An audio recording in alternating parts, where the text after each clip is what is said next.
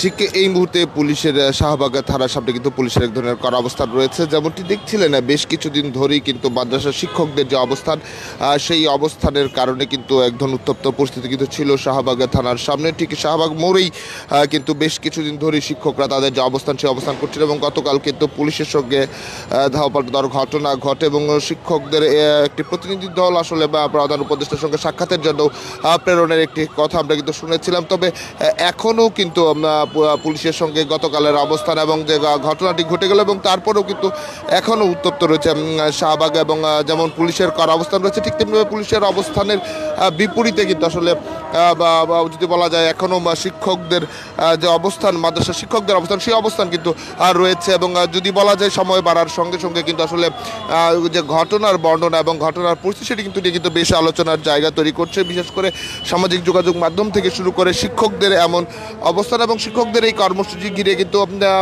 যদি বলা যায় পুলিশের সঙ্গে গতকাল যে অবস্থাটি বিক্ষোভটি হয়েছিল এবং পুলিশের যে লাঠিচার্জ এবং কাদারি গ্যাস সহ যে সাউন্ড গ্রেনেড ছোড়া হয়েছিল সেই ঘটনাকে কেন্দ্র করে কিন্তু একদম উত্তপ্ত পরিস্থিতি যদি বলা যায় সড়ক থেকে শুরু করে সামাজিক যোগাযোগ মাধ্যম সব জায়গায় হয়েছিল এবং এই মুহূর্তে ঠিক এই মুহূর্তে সকাল থেকে কিন্তু মাদ্রাসা শিক্ষক যারা রয়েছেন তারা কিন্তু শাহবাগে অবস্থান করছে এবং পুলিশ ঠিক শাহবাগ থানার সামনে সড়কটি কিন্তু বন্ধ করে দিয়ে পুলিশের অবস্থান রয়েছে এবং আপনারা জেনে থাকবেন আজ কিন্তু 7 কলেজ সহ বেশ কিছু বিষয় কিন্তু আলোচনা রয়েছে এবং এই মুহূর্তে যেমনটি দেখাতে চেয়েছিলাম আমরা শাহবাগে যেমনটি পুলিশের অবস্থান করছে ঠিক তার বিপরীতে আমরা সরাসরি আপনাদের যুক্ত করব। সেখানেও কিন্তু শিক্ষকদের অবস্থান নিয়ে রয়েছেন এবং মাদ্রাসা শিক্ষক যারা রয়েছেন তারা কিন্তু তাদের যে স্থায়ী বেতন কাঠামো সেই বিষয় নিয়ে তারা কিন্তু আসলে সমাবেশ করছে এবং তারা বলছে তাদের যে স্থায়ীকরণের বিষয়টি সেটি যেন বাস্তবায়ন এবং যতক্ষণ পর্যন্ত আসলে তাদের দাবিটি বাস্তবায়ন হবে ততক্ষণ পর্যন্ত তারা তাদের যে কর্মসূচি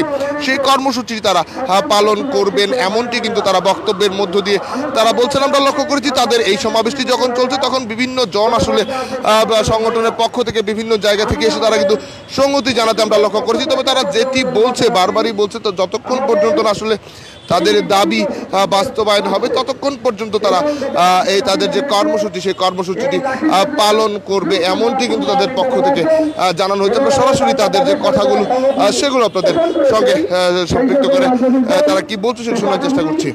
সাংবাদিক ছাত্র সমন্বয় বা ছাত্র সমন্বয় নেতৃবৃন্দ এবং আরো অন্যান্য সহযোগিতা তাদেরকে আমাদের সকল অভিনন্দন জানাচ্ছি। সম্মানিত শিক্ষক ভাইরা,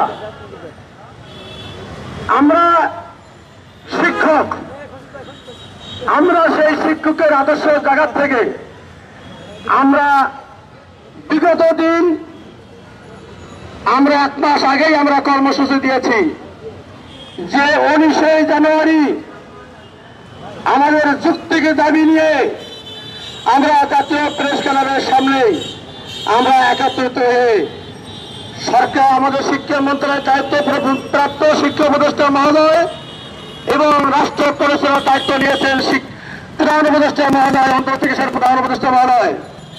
আমরা আপনাদেরকে দৃষ্টি আকর্ষণ করে স্মারকলিপি আমরা ঘোষণা দিয়েছি, কিন্তু 19 জানুয়ারির পূর্বে মুহূর্ত পর্যন্ত আপনাদেরকে অবহিত করার জন্য আমরা সাংবাদিক সম্মেলন করেছি, আমরা লিখিত আকারে আবেদন দিয়েছি। আমরা আমাদের জায়গা থেকে আমাদের অধিকার আদায়ের জন্য, আমরা আমাদের দাবি জানার জন্য সরকারের অধীনস্থ প্রশাসনিক ভাইদের সহযোগিতার জন্য আমরা তাদের কাছে ডিএমপি কমিশনার বরাবর আবেদন করেছি। আমরা এই দেশের বুদ্ধিজীবী, শিক্ষাজীবী, এই দেশের রাজনীতিবিদ এবং অনেক অন্যান্য পেশাজীবী সংগঠন যারা আছে তাদের কাছে আমাদের দাবি আদায়ের জন্য সর্বত্র সহযোগিতা কামনা করেছি। আমরা এই ইবতিদায়ী শিক্ষকদের অধিকারের জায়গা থেকে আমরা দেশের সর্বোচ্চ উচ্চ মহলের কাছে আমরা অবহিত করিয়েই আমরা 19 জানুয়ারি জাতীয় প্রেস ক্লাবে আমরা সমবেত হয়েছি। তাহলে আমরা জাতিকে জানাতে চাই তারা আমাদের অপরাধ কোথায়? দেশের সর্বমহলে অবহিত করার পরও, প্রশাসনের কাছে সহযোগিতা চাওয়ার পরও, প্রশাসনের সর্বোচ্চ মহলের কাছে যোগাযোগ করেই আমরা অধিকার আদায় করতে নেমেছি। তারপরও কেন আমাদের ইবতিদায়ী শিক্ষকদের 40 বছর বৈষম্য শিকার, চুল পাকা দাড়ি পাকা সেই পুলিশের বাপ চাচা দাদার বয়সের সমতুল্য, তাদের কাছে কেন লাঠিচার্জ করা হয়েছে? সম্মানিত প্রশাসন ভাইরা, জানিয়ে রাখবেন, শুধু জাতীয়করণের দাবি নয়, জাতীয়করণের দাবি তাদের যুক্তিক দাবি, তাদের সাংবিধানিক অধিকার, সাংবিধানিক অধিকার জায়গা থেকে তারা জাতীয়করণ আদায় করে নিয়ে যাবে ইনশাল্লাহ। পাশাপাশি পুলিশের মধ্যে শিক্ষকদের মধ্যে লাঠিচার্জ করা হয়েছে, এই বিচার এই রাজপথ থেকে বিচারের অধিকার আদায় করবই। আপনারা কোথায় আছেন? আমরা ভারত থেকে আসি নাই, আমরা পাকিস্তান থেকে আসি নাই। প্রশাসনিক ভাইরা, আপনাদের সরকার যে বেতন দেয়, এই বেতনের টাকার অংশীদারিত্ব ইবতদায়ী শিক্ষকরা রয়েছে। সম্মানিত উপদেষ্টা মহোদয়, প্রধান উপদেষ্টা মহোদয়, আপনার দৃষ্টি আকর্ষণ করি, এই দেশের 18 কোটি জনগণের পক্ষ থেকে রাষ্ট্র পরিচালনার দায়িত্ব যেটুকু নিয়েছেন, সেই 18 কোটি জনগণের মধ্যেই ৭৫,০০০ লাখ শিক্ষক রয়েছে। সম্মানিত প্রধান উপদেষ্টা মহোদয়, আমরা বিগত সরকারের বৈষম্যের হাত থেকে বাঁচানোর জন্যই সেই বৈষম্য বিরোধী ছাত্র জনতা যারা আন্দোলন করেছেন তাদেরকে সহযোগিতা করার জন্য আমরা আমাদের ছেলে অনুসরণ করেছি, ছেলে মেয়ে নাতি পুতি ভাইস্তা, তাদেরকে আমরা উৎসর্গ করে নিয়ে তারা শাহাদাত লাভ করেছে। তাদের রক্তের উপর দাঁড়িয়ে থেকে আমরা আপনারা অন্তর্বর্তীকালীন সরকারের প্রধান উপদেষ্টার দায়িত্ব নিয়েছেন। যারা উপদেষ্টা মহোদয় রয়েছেন, তারা আমাদের নাতি পুতি ছেলেমেয়ের রক্তের উপর দাঁড়িয়ে থেকে আপনারা দায়িত্ব নিয়েছেন।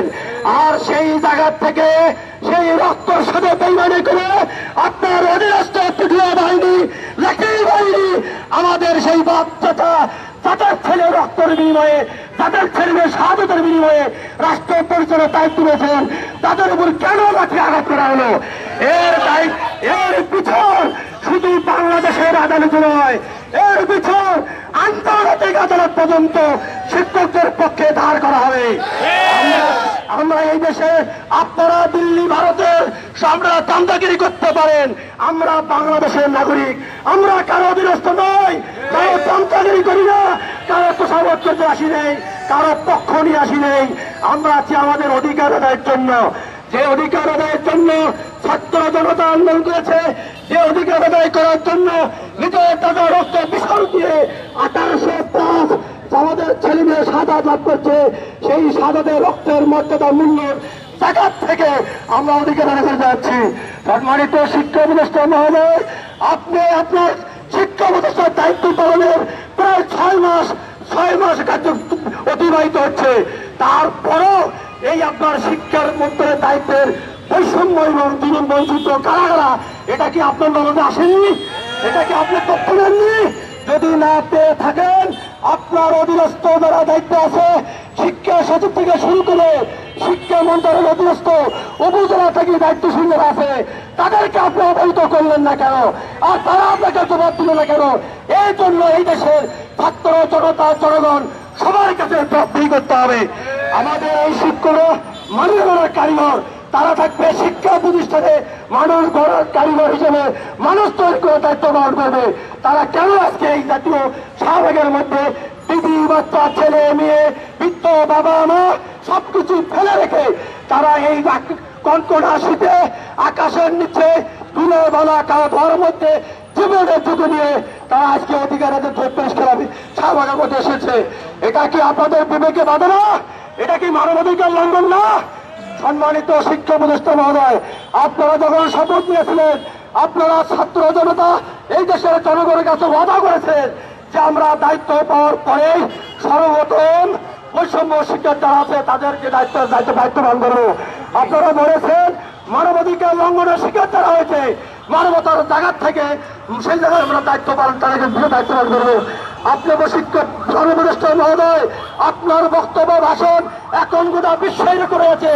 আপনি বলেছেন ছাত্র জনতার রক্তের বিনিময়ে যে সরকার গঠিত আমরা করতেছি, আমরা সর্বপ্রথম এই অন্ধকারের আলো, বিগত অন্ধকারের থেকে আলো যেটা প্রসারিত হবে, এই দেশের জনগণ যারা বঞ্চিত আছে তাদের ঘরে ঘরে আলোকিত করা হবে। সেই আলোকিত জায়গা থেকে আমাদের শিক্ষকরা পুলিশের হাতে লাঠিচার্জ হবে, তারা ছাউনি গ্রেনেড, তারা আর সবটাই তারা আজকে সেন্সিটিভিটি হারে যাবে। তারা আজকে সেই পুরো ঠান্ডা পাল্টানো সিটির মধ্যে জল কামান দিয়ে পানি দিয়ে আমাদের বৃদ্ধ শিক্ষকদেরকে শ্বাসকষ্টে পরিণত করবেন। এটা এই দেশের জনগণ সহ এত্তেদায়ী শিক্ষক মেনে নেবেন না, মেনে নেওয়া। আমি আপনাদের উদ্যোক্ত আহ্বান জানাচ্ছি, সাংবাদিক ভাইরা যারা বিগত দিনে আমাদের পাশে দাঁড়াচ্ছেন, বর্তমানেও আছেন, গতকালের ট্রেনের মধ্যে তারা জীবনের ঝুঁকি নিয়ে আমাদের দুঃখ বেদনা লাঠিচার্জ নির্যাতিত বিষয়গুলো জাতির কাছে ফুটে তুলেছেন। এই জন্য আমি শিক্ষকের পক্ষ থেকে আপনাকে অভিনন্দন ধন্যবাদ জানাচ্ছি। যে সকল শিক্ষক ভাইরা আছেন, আপনাদের জায়গা থেকে নিয়ম শৃঙ্খলা রক্ষা করে দায়িত্ব পালন করিয়ে যাবেন এবং দেশের জেলা এবং যে সকল শিক্ষক ভাইরা অর্থের সংকটের কারণে, অসুস্থতার কারণে, পারিবারিক বিভিন্ন চাপের কারণে যারা আসতে পারে নাই, সেই সকল শিক্ষকদেরকে আন্দোলিত শিক্ষকদের সাথে শরিক হয়ে অধিকার আদায় করে নেওয়ার জন্য আমি উদ্যত আহ্বান জানাচ্ছি। এই আহ্বান জানিয়ে আপনাকে সবাইকে ধন্যবাদ জানিয়ে আমি আমার বক্তব্য শেষ করছি। খোদা হাফেজ। আসসালামু আলাইকুম ওয়া রাহমাতুল্লাহি ওয়া বারাকাতুহু। কিন্তু নবম দিনের মতো কিন্তু মাদ্রাসা শিক্ষক যারা রয়েছেন তারা কিন্তু অবস্থান করছেন এবং চারুকলার সামনে এখন তাদের অবস্থান রয়েছে এবং শাহবাগে কিন্তু পুলিশের করা অবস্থান। এই ছিল মাদ্রাসা শিক্ষকদের অবস্থানের সর্বশেষ পরিস্থিতি। পরবর্তী আপডেট পেতে দেশবাংলার সঙ্গেই থাকুন। মাদ্রাসা শিক্ষক জোটের সম্মানিত উপদেষ্টা জনাব হযরত মাওলানা এস.এম. জয়নুল আবেদিন জিহাদি। আলহামদুলিল্লাহ ওয়া শুকরুলিল্লাহ। ইতিমধ্যে আমাদের মধ্যে খবর এসেছে, শিক্ষা প্রতিষ্ঠান বন্ধ করে সারা বাংলাদেশ থেকে হাজার হাজার শিক্ষক এই আন্দোলনে যোগ দেওয়ার জন্য আসছে, তারা আসতেছে। তাই আমি বর্তমান সরকারকে হুঁশিয়ার করে দিয়ে বলতে চাই, কাল বিলম্ব না করে আজকের মধ্যে স্বতন্ত্র মাদ্রাসার যে ন্যায্য দাবি জাতীয়করণ ঘোষণা করুন, নচেত আগামীকাল হাজার হাজার শিক্ষককে আপনি সামাল দিতে পারবেন না। তাই সবিনয়ে অনুরোধ জানাচ্ছি।